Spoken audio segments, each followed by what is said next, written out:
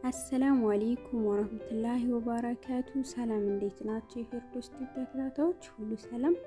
ዛሬ ይዤላችሁ የመጣሁት የዶሮ ጥብስ ወይም دجاج መሽዊ አሰራር ነው። እሱን ከመስራታችን በፊት ለቻናሌ አዲስ የሆናችሁ በቅንነት ሰብስክራይብ ያደርጋችሁ ቤተሰብ ይሁኑ። እንዲሁም ጓደኞቼ ኮሜንት አስቀምጡልኝ። ወደ አሰራሩ ስንሄድ እዚህ ጋር የሚያስፈልጉን ግብአቶች አሉ።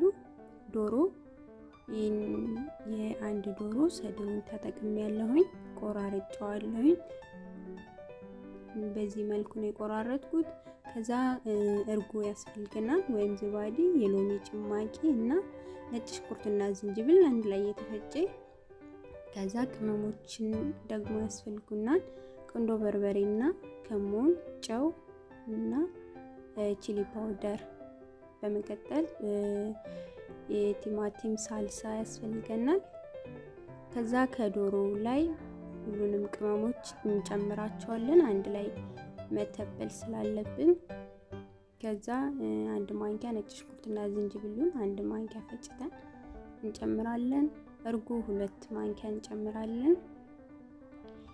የቲማቲም ድልህ አንድ ማንኪያ እንጨምራለን።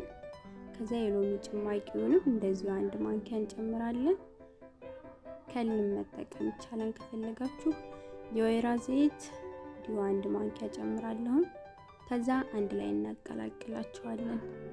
በደንብ አንድ ላይ ካቀላቀልናቸው በኋላ እንደዚህ አዘጋጅተን በላስቲክ ሸፍነን ተላጃ ወይም ማቀዝቀዣ ውስጥ እናስገባዋለን። ለአንድ ሰዓት ለ2 ሰዓት ማቆየት እንችላለን። እንደውም ምንቸኩልም ከሆነ ለግማሽ ሰዓትም ቢቆይ ችግር የለውም። እንደዚህ ቅመሞቹ ወደ ውስጥ ገብቶ በደንብ ጣዕሙ ቆንጆ እንዲሆን ነው የሚፈልገው። ከዛ ከአንድ ሰዓት በኋላ አውጥቼዋለሁኝ። አሁን ወደ መስራቴ እሄዳለሁ።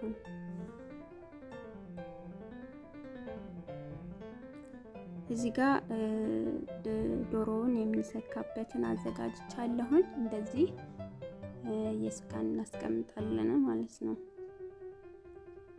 ሁሉንም በዚህ መልኩ በሚታዩት መልኩ ሁሉንም እንሰራለን። እንደዚህ ያደረግን እንሰራለን።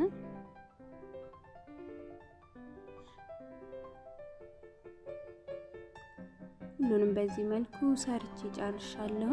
አሁን መጥበስ ብቻ ነው የሚቀረኝ። በዚህ ነው የምጠብሰው እኔ።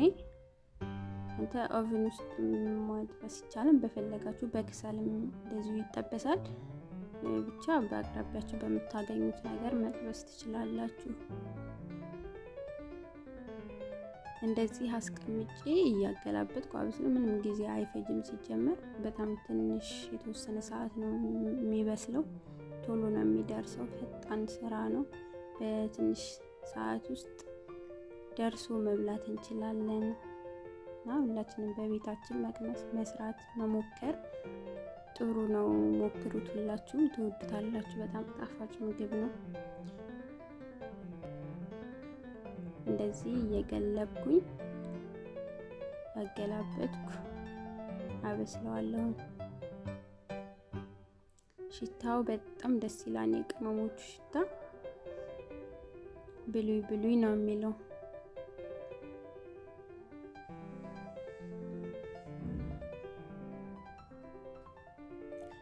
አሁን የበሰለልን ነው፣ ደርሷል። በደንብ ሆኖ በስሏል። አሁን አወጣዋለሁ ሳህኔ ላይ አድርጌ። እንዲሁም መብላት እንችላለን። በኩብዝ ሳንድዊች አድርገን መብላት እንችላለን። በተመቸን ነገር መብላት ይቻላል። እንዲሁም ነጭ ሩዝ በጎን አድርገን በተመቻችሁ ነገር ሰርታችሁ ቅመሱ። ስለተከታተላችሁኝ ከልብ ነው የማመሰግነው። በሌላ ቪዲዮ እስክንገናኝ ቻው።